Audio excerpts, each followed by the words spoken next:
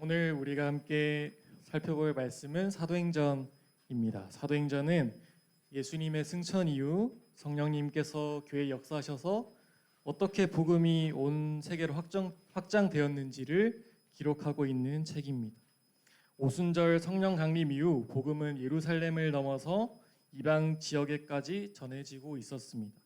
예수님께서 십자가에서 죽으셨다가 3일 만에 부활하셨다.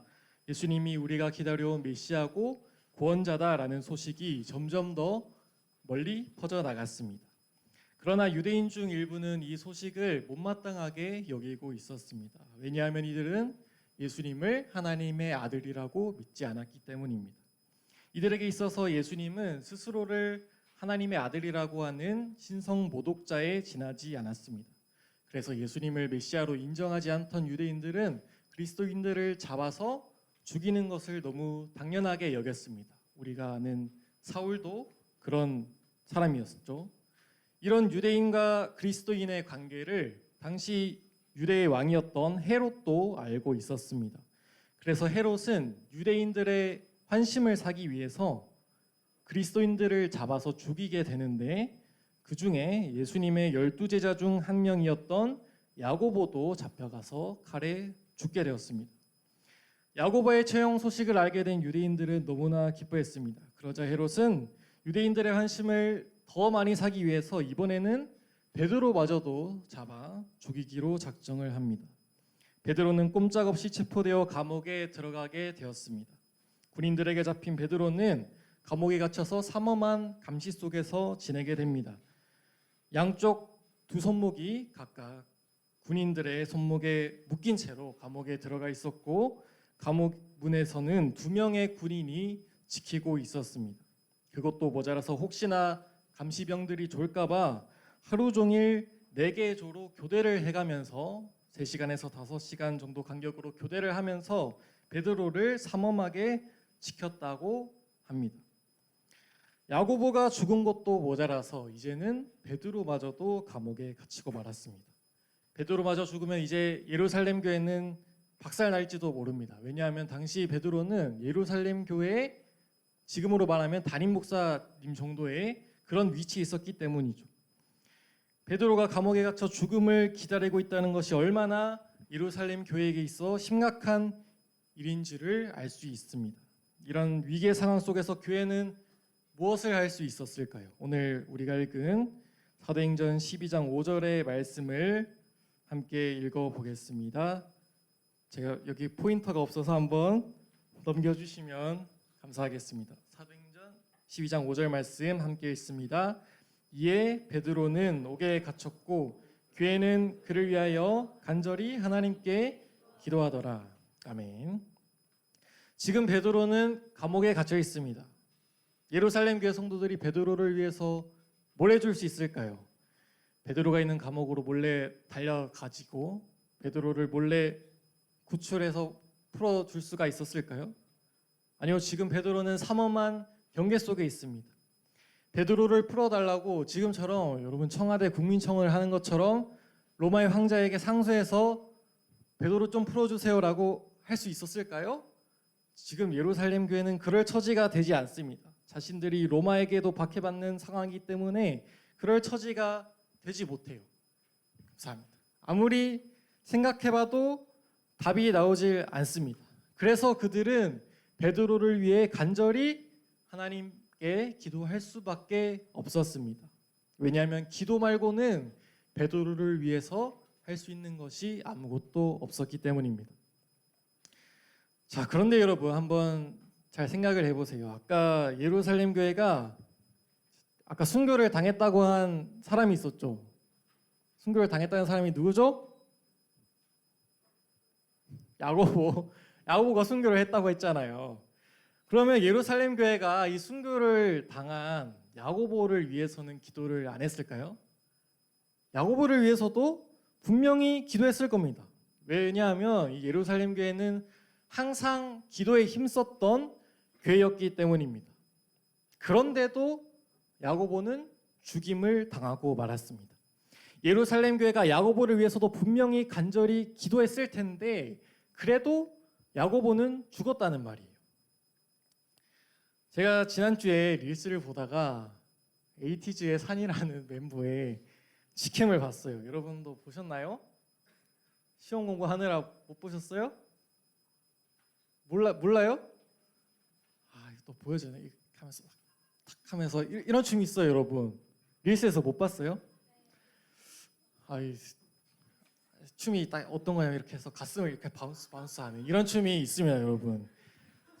나중에 좀 찾아서 보세요. 이런 것도 좀 보고 공부만 하지 마시고. 제가 그 댓글을 봤는데 그 여성분들이 아주 난리가 났더라고요.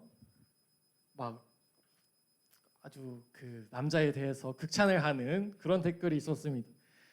그걸 보고 이제 제가 만약에 하나님께 하나님, 저도 저 산이라는 저 아이돌처럼 여성분들에게 인기가 많았으면 좋겠습니다. 제가 인기가 많아지게 해주세요라고 기도를 한다면 하나님께서 응답을 해주실까요, 여러분?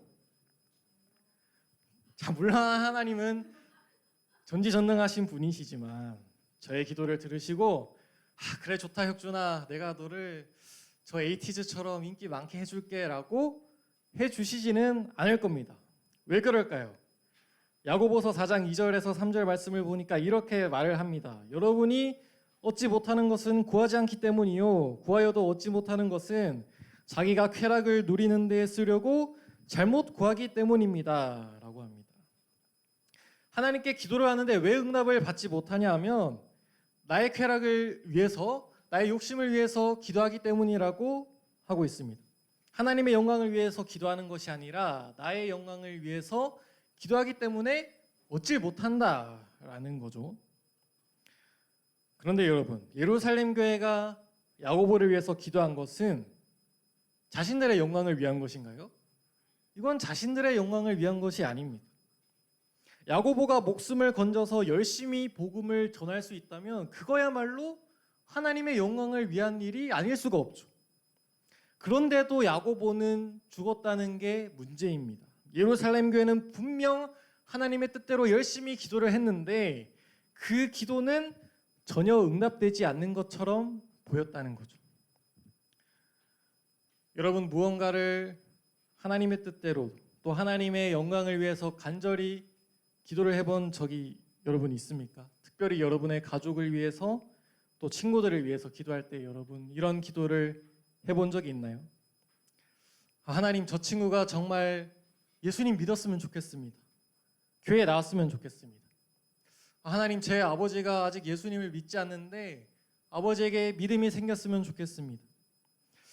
하나님, 우리 중동부 친구들 모두가 이번 여름 수련회에 꼭 참석해서 모두 하나님을 경험했으면 좋겠습니다. 이런 기도를 한 경험이 있는 친구들도 있고 경험이 없는 친구들도 있을 겁니다. 그런데 여러분이 하나님의 뜻대로 기도를 한다고 해서 다 응답이 되나요? 내가 원하는 대로? 우리 5월에 친구 초청주일 했는데 그때 열심히 친구를 데려오려고 했던 친구, 여러분 열심히 기도했는데 그 친구들이 오던가요? 안 오죠. 물론 응답이 될 때도 있지만 안 될 때도 있는 게 현실이라고요. 내가 하나님의 뜻대로 열심히 기도를 했는데도 응답이 안 되는 것처럼 보이는 게 현실입니다. 이런 경험을 하다 보면 우리는 쉽게 기도 무용론에 빠지게 됩니다. 기도 무용론. 기도 무용론은 말 그대로 기도는 무용하다, 기도는 쓸모가 없다라는 말입니다. 어차피 모든 게 다 하나님의 뜻대로 될 거니까 내가 지금 기도하는 거는 아무런 의미가 없다라는 말이죠. 모든 만물이 하나님의 주권 아래에 있으니까 내가 뭐 기도를 한다고 해서 달라지는 게 있을까? 이런 생각이 바로 기도 무용론입니다.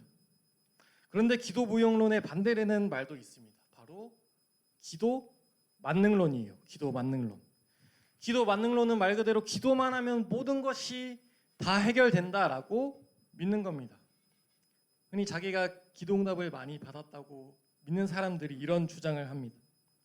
기도 만능론에 빠진 사람들이 예루살렘 교회를 본다면 아마 이렇게 말할 겁니다. 야고보가 죽었다고?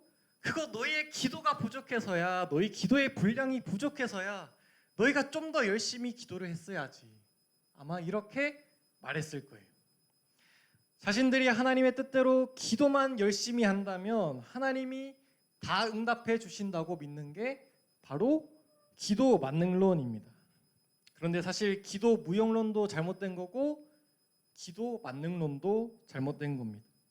하나님께서는 우리의 기도와 아무런 상관없이 세상을 다스리지 않으세요. 하나님은 분명히 우리의 기도를 듣고 계시고 응답해 주시는 분이십니다. 하지만 기도는 하나님을 내 마음대로 조정해서 내 뜻을 이루기 위한 수단이 아닙니다. 기도는 하나님을 내 마음대로 조정하는 것이 아니에요. 우리가 기도한 대로 무조건 다 응답되는 것도 아닙니다. 그렇다면 예루살렘 교회는 도대체 기도에 대해서 어떤 생각을 가지고 있었을까요? 일단 기도 만능론에 빠져 있을 리는 없겠죠. 기도를 열심히 했는데도 야고보가 죽었으니 기도 만능론에 빠져 있진 않았을 겁니다. 하지만 예루살렘 교회는 기도 무용론에 빠지지도 않았습니다. 기도 무용론에 빠졌더라면 예루살렘 교회는 옥에 갇혀 있는 베드로를 위해서 기도하지 않았을 거예요. 그렇다면 예루살렘 교회는 어떻게, 이 사람들은 기도를 도대체 어떻게 생각하고 있었기 때문에 야고보의 죽음을 경험하고도 또다시 베드로를 위해서 무릎을 꿇고 기도를 할 수 있었을까요? 팀 켈러 목사님이 쓴 팀 켈러의 기도라는 책에서는 기도에 대해서 이렇게 말을 하고 있습니다. 이 얼마나 기가 막힌 진리인가. 하나님은 기도를 들으시기로 작정하셨다. 기도의 힘이 통제하는 대로 일정 부분 세상이 움직이게 하신 것이다. 기도가 강력하며 영향력이 있는 까닭이 바로 여기에 있다라고 했습니다. 여러분, 이 말이 이해가 되나요? 기도의 힘이 통제하는 대로 일정 부분 세상이 움직이게 하신 것이다 라고 합니다. 하나님께서는 온 세상을 다스리시는 분이고 놀라운 뜻과 계획대로 통치하시는 분이세요. 모든 세상이 하나님의 손 아래에 있습니다. 그런데 그런 하나님께서 동시에 우리의 기도를 무시하지 않으신답니다. 우리의 기도를 들으시고 그 기도 가운데 일하시기를 기뻐하신답니다. 왜 굳이 하나님께서 이렇게 하실까요? 그것은 바로 우리를 사랑하시기 때문입니다. 하나님은 우리를 그분의 역사의 구경꾼으로 두지 않으시고 우리의 기도를 통해서 하나님의 일하심에 참여하게 하십니다. 정말 놀라운 신비죠. 지극히 높으신 하나님께서 이렇게 낮고 연약한 우리의 기도를 들으시고 그 기도를 통해서 하나님 나라의 일을 하신다라는 겁니다. 예루살렘 교회는 그 기도의 신비를 알았기 때문에 기도의 무릎을 꿇을 수가 있었습니다. 야고보를 위해서 간절히 기도했지만 야고보가 죽었다고 해서 그들은 좌절하지 않았습니다. 하나님이 우리의 기도를 외면했다고 생각하지 않았습니다. 그들은 하나님께서 자신들보다 더 심하고 깊은 계획을 가지고 계시며 그것이 더 선한 길임을 믿었습니다. 하나님을 다 이해할 수는 없지만 하나님은 분명히 선하고 신실하신 분임을 확실히 믿었습니다. 예수님께서 십자가에 달리시기 전날 밤 겟세마네 동산에서 이런 기도를 하셨죠. 아빠, 아버지께서는 모든 일을 하실 수 있으시니 내게서 이 잔을 거두어 주십시오. 그러나 내 뜻대로 하지 마시고 아버지의 뜻대로 하여 주십시오라고 기도하셨습니다. 예수님께서 십자가의 죽음이 두려우셔서 아버지 하나님을 향해서 이 십자가를 지지 않게 해주십시오라고 기도했습니다. 그런데 마지막에 뭐라고 덧붙이셨냐 하면 그러나 내 뜻대로 하지 마시고 아버지의 뜻대로 하여 주십시오라고 하셨습니다. 예수님 자신의 기도가 이루어지지 않더라도 하나님께서는 더 선하고 놀라운 계획을 가지고 계심을 믿고 하나님을 신뢰했습니다. 그리고 역설적이게도 예수님의 잔을 거두어 달라는 그 기도가 이루어지지 않으므로 모든 사람을 살리는 구원의 길이 열리게 되었습니다. 예루살렘 교회도 이 예수님의 기도를 알고 있었을 거예요. 그렇기 때문에 예루살렘 교회는 이런 믿음을 가지고 베드로를 위해 기도했을 겁니다. 하나님은 우리가 하나님의 뜻대로 드리는 기도를 반드시 들으신다. 하지만 모든 것이 우리의 기도대로 되지 않을 수는 있다. 그러나 우리는 낙심하지 않는다. 왜냐하면 하나님의 뜻과 계획은 선하시며 하나님은 우리보다 더 지혜로우시기 때문이다. 이런 믿음을 가지고 예루살렘 교회는 기도했을 겁니다. 예루살렘 교회는 정말로 베드로를 위해서 기도밖에 할 수 없었습니다. 예루살렘 교회는 베드로를 위해서 간절히 하나님께 기도했습니다. 하지만 그 기도는 허공에다 외치는 무의미한 부르짖음이 아니었습니다. 그 기도는 베드로의 감옥문을 여시고자 했던 그 하나님의 손과 맞잡는 하나님의 일에 동참하는 기도였습니다. 베드로가 감옥에 갇힌 지 하루가 지나고 이틀이 지나고 이제 헤롯이 베드로를 죽이기로 작정한 날이 하루 앞으로 다가왔습니다. 이제 이 밤만 지나면 베드로는 꼼짝없이 죽임을 당하고 말 겁니다. 그런데 갑자기 천사가 나타나서 베드로를 깨웁니다. 그러자 베드로의 두 손목에 있던 쇠사슬이 저절로 풀려나게 되죠. 베드로는 천사를 따라서 감옥문을 나서는데 이게 꿈인지 생시인지 아니면 내가 환상을 보는 건지 구별할 수가 없었습니다. 감옥에서 나와 첫 번째 초소를 지나고 두 번째 초소를 지나고 대문을 나서서 이제 완전히 탈출해서 길거리에 나오자 베드로는 깨달았습니다.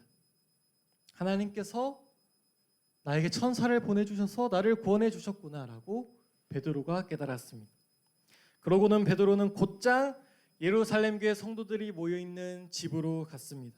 그곳에는 예루살렘 교회 성도들이 여전히 자신을 위해서 기도를 하고 있었습니다. 베드로가 대문을 두드리자 문 안에 있던 한 여자아이가 나와서 문을 열어주려다가 베드로의 소리를 듣고 다시 집 안으로 달려 들어가서 사람들에게 말합니다. 베드로가 왔습니다. 베드로가 왔습니다. 그러자 집 안에 있는 사람들이 기도하던 사람들이 이렇게 대답을 하죠. 야, 네가 미쳤구나. 네가 본 건 베드로의 천사일 거다. 그런데도 계속해서 베드로가 문을 두드리니까 그제서야 사람들이 문을 열고 베드로가 진짜 감옥을 탈출해서 왔다는 것을 확인했습니다. 이 장면을 통해서 우리는 무엇을 알 수 있을까요? 예루살렘 교회의 성도들이 베드로를 위해서 간절히 기도했지만 베드로가 정말로 감옥에서 풀려날 거라고는 믿지 못했던 것 같습니다. 이들도 야고보의 죽음 이후에 불안과 두려움 속에서 하나님께 기도했던 겁니다. 그런데도 하나님은 이 연약한 사람들의 기도를 들어주셨습니다. 하나님께서는 이들의 기도를 통해 역사의 부분을 준비해 두셨고 이들의 간절한 기도를 들으시고 응답해 주셨습니다. 이렇게 베드로를 위해 간절히 기도했던 예루살렘 교회의 모습이 우리 중등부 공동체 안에도 나타났으면 좋겠습니다. 제가 지난주 월요일에 제가 대구에 살았을 때 다녔던 교회, 저의 모교회 친구 한 명이 연락이 왔습니다. 오랜만에 연락이 왔는데 한 2년 만에 연락을 해서 이런저런 이야기를 하다가 그 친구가 이제 지금 서울에서 대학을 다니고 있는데 제 집안에 큰일이 생겨서 대구에 잠시 내려와서 살아야 될 것 같다고 휴학을 한다고 말을 했습니다. 제가 그 소식을 듣고 이 친구에게 무슨 말을 해줬을까요? 내가 기도할게. 내가 널 위해 기도해 줄게. 이 말밖에 못했습니다. 기도할게. 이 말 한마디 했습니다. 우리가 아주 상투적으로 습관적으로 많이 쓰는 말이죠. 그렇게 연락을 다 하고 나서 갑자기 이런 생각이 들었습니다. 내가 정말로 이 친구를 위해서 해줄 수 있는 게 뭐가 있을까? 나는 이 친구를 위해서 기도밖에 해줄 게 없다. 내가 이 친구를 만나서 이야기를 들어줄 수도 없고 내가 기도 말고는 할 수 있는 게 없다라는 생각이 들었습니다. 그 생각이 들면서 이 기도한다는 말이 내가 널 위해 기도할게라는 이 말이 결코 가볍지 않은 말이구나라는 생각이 들었습니다. 여러분, 우리가 이렇게 중노무 안에서 선생님들이랑 우리 친구들이 이렇게 많은데 우리가 서로를 위해서 뭘 해줄 수 있을까요, 여러분? 물론 우리가 뭐 서로의 이야기를 들어주고 고민을 들어주고 상담도 해주고 할 수는 있습니다. 하지만 제가 아무리 여러분을 사랑한다고 해도 여러분과 매일 일상을 같이 보내면서 여러분의 문제를 해결해 줄 수는 없습니다. 여러분이 친구 관계로 힘들어한다고 해서 제가 대신 그 친구 관계를 해결해 줄 수도 없고, 여러분이 진로나 공부 때문에 고민이 많다고 해서 제가 여러분의 길을 대신해서 정해 줄 수도 없습니다. 결국 우리가 서로를 위해 해줄 수 있는 것은 기도밖에 없습니다. 그러나 기도 말고는 할 수 있는 게 없다라는 이 말은 절대로 우리에게 무기력한 말이 아닙니다. 나의 기도를 통해서 한 사람이 변화될 수가 있습니다. 나의 기도를 통해서 하나님께서 일하십니다. 하나님이 우리의 연약한 기도를 들으십니다. 하나님이 우리 연약한 기도를 들으시고 우리 중등부에 속한 한 사람 한 사람을 하나님의 손 안에서 변화시켜 가십니다. 이것을 위해서 우리가 무엇을 하려고 하냐면, 오늘 2부 순서 때 여러분이 먼저는 자신의 기도 제목을 여기다가 적는 시간을 가지려고 합니다. 여러분, 이 종이에다가 반별로 자신의 기도 제목을 적으면 돼요. 그리고 이거를 가지고 우리 여름 수련회 전까지 하루에 한 명의 기도 제목을 두고 기도할 겁니다. 여러분이 싫든 좋든 카톡방에 올려서 그렇게 할 겁니다. 하나님께서 예루살렘 교회의 간절한 기도를 들으시고 베드로를 감옥에서 구출해 내신 것을 기억하면서 여러분이 그 기도의 능력을 믿는다면 저를 위해 좀 기도해 주십시오라는 마음으로 기도 제목을 잘 작성해 주면 좋겠어요. 그리고 또 다음 주부터 4주 동안 우리 주일 11시 반부터 30분 동안 이번에는 학생 중보기도회를 하려고 합니다. 우리 학생들만 모여서 기도회를 하려고 해요. 원래는 선생님들 이 수련회 전에 4주 동안 기도회를 하시거든요, 금요일에.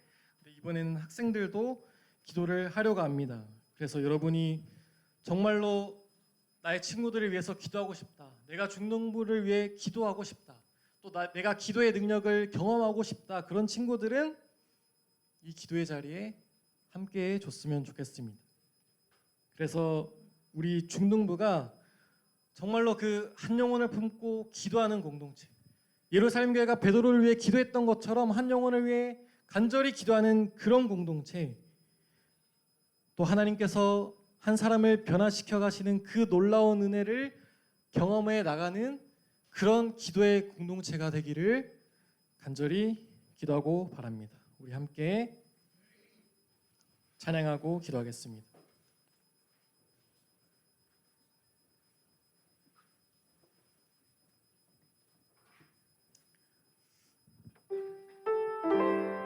나의 기도하는 것보다 더욱 응답하실 하나님을 기대하는 마음으로 함께 찬양하겠습니다.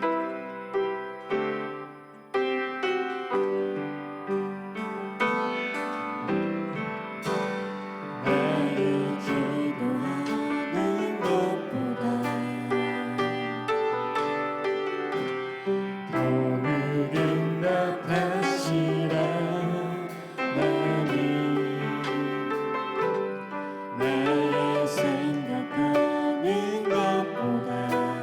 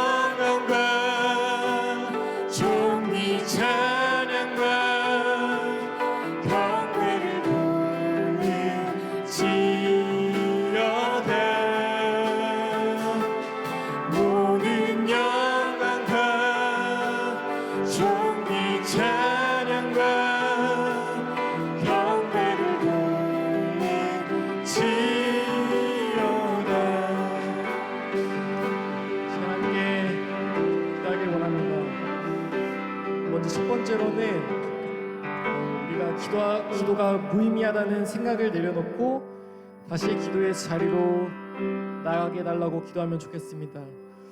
여러분 1학기를 지내오면서 바쁜 삶을 살면서 아마 많은 친구들이 이 기도가 무너져 있을 거라고 생각합니다. 하나님을 찾지 않고 하나님께 구하지 않고 나의 시간을 내어서 하나님께 나의 필요를 구하지 않고 내 힘과 나의 노력대로 살았던 그런 삶이 우리의 삶이 아니었는지 이 시간 돌아보면 좋겠습니다. 또한 혹시라도 기도에도 응답되지 않는 것 때문에 지쳐서 포기하고 있는 친구들이 있더라면 이 시간 다시 그 기도의 능력을 회복하길 원한다고 하나님께 기도하면 좋겠습니다. 우리의 기도를 하나님께서 분명히 듣고 계십니다. 우리의 세밀한 그 탄식과 한숨과 기도를 하나님이 분명히 듣고 계십니다. 그 하나님을 믿으면서 하나님 제가 다시 기도의 자리를 회복하게 하여 주시고 하나님께 간절히 기도하는 삶을 살아가게 해달라고 기도합시다. 그리고 두 번째로 우리 중동부가 서로의 이름을 하나님께 올려드리며 간절히 서로를 위해 기도해주는 공동체 되게 해달라고 기도하면 좋겠습니다. 여러분 우리가 서로를 위해서 해줄 수 있는 것은 기도밖에 없습니다. 그러나 그 기도에는 분명히 능력이 있습니다. 여러분 그것을 믿으신다면 자신의 기도 제목을 아낌없이 우리 중동부 공동체에 공유해 주십시오. 그러면 우리 선생님들과 친구들이 여러분을 위해서 정말 간절히 기도해 주실 겁니다. 그리고 우리 친구들 서로도 내가 정말 이 친구를 사랑한다면, 내가 정말 이 친구에게 하나님의 마음을 품고 이 친구가 변화되길 원한다면 그 친구를 위해서 간절히 기도해 주면 좋겠습니다. 그래서 정말 우리 중동부가 서로를 위해 중보기도하는 간절히 기도해 주는 공동체가 되게 달라고 우리 두 가지의 기도 제목을 두고 함께 기도하며 나가겠습니다. 기도합시다. 하나님 아버지 오늘도 우리를 예배 자리로 불러주시니 감사드립니다. 아버지 하나님, 주님 우리가 지난 1학기를 보내면서 아버지 우리 안에 이 기도가 얼마나 많이 무너져 있는지를 돌아봅니다. 나의 바쁜 삶을 핑계로 또 아버지 바쁜 학업 때문에 하나님 앞에 기도하지 못했던 우리의 삶을 회개합니다. 주님 우리 이런 모습들을 불쌍히 여겨주시고 우리가 삶에서 다시 기도의 자리를 회복할 수 있도록 주님 우리 가운데 역사하여 주시옵소서. 하나님께서 우리 한 명 한 명의 기도를 분명히 듣고 계시고 응답하여 주실 것을 믿어오니 하나님 아버지 우리 친구들 한 명 한 명이 정말 그 기도의 능력을 믿으며 나아갈 수 있도록 주님 우리 친구들 가운데 역사하여 주시옵소서. 또한 아버지 하나님 우리가 다가올 여름 수련을 준비하면서 함께 기도하며 준비하고자 합니다. 주님 우리 준비 과정 가운데 함께 해주시고 우리가 이 기도로 준비할 때 연약한 우리들의 기도 가운데 함께 해주시고 서로를 위해서 아낌없이 간절히 기도해주는 그런 초대교회의 모습을 닮아서 우리도 서로를 위해서 아낌없이 기도해주는 그런 기도의 공동체가 될 수 있도록 주님 우리 가운데 역사하여 주시옵소서. 주님 앞으로 있을 또한 아버지 4주간의 이 기도의 가운데도 함께하여 주시고 우리가 정말 그 능력을 경험하는 그런 시간들 될 수 있도록 하나님 우리 가운데 역사하여 주시옵소서. 하나님 아버지 이 시간 우리가 그렇게 기도의 제목들을 드리시고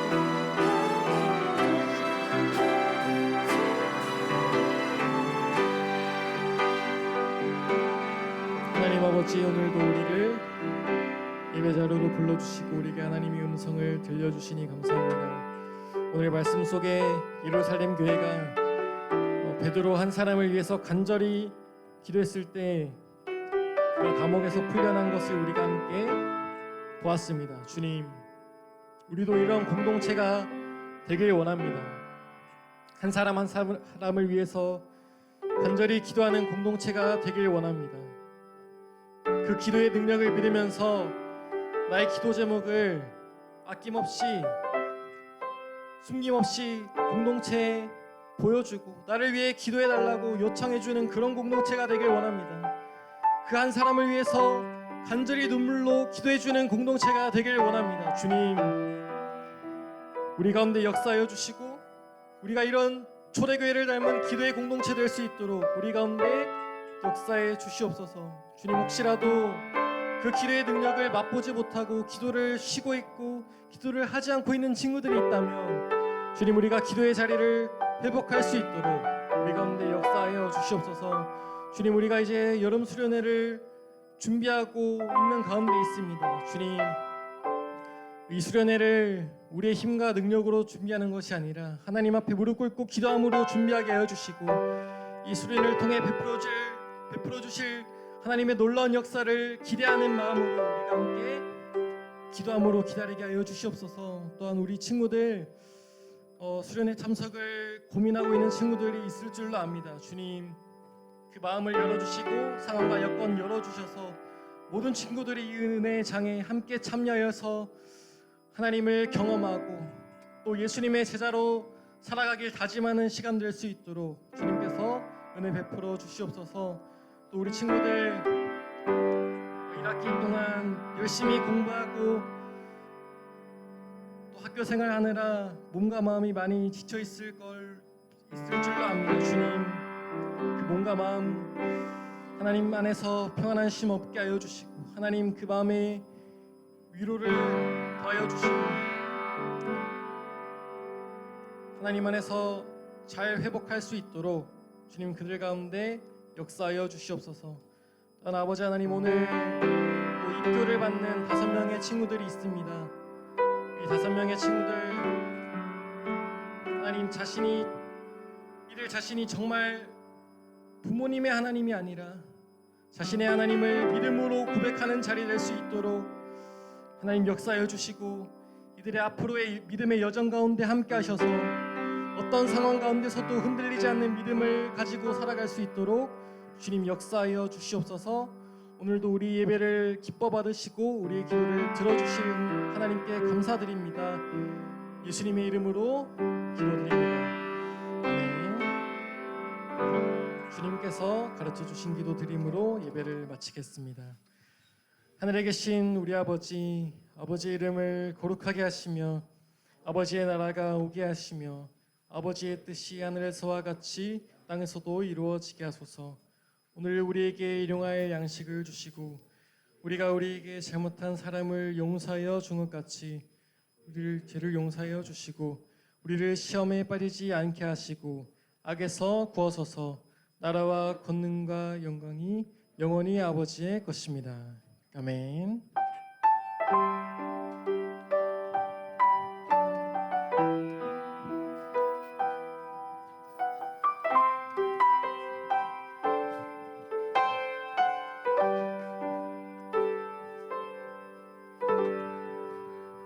총무 선생님 나오셔서 광고 전해 주시겠습니다.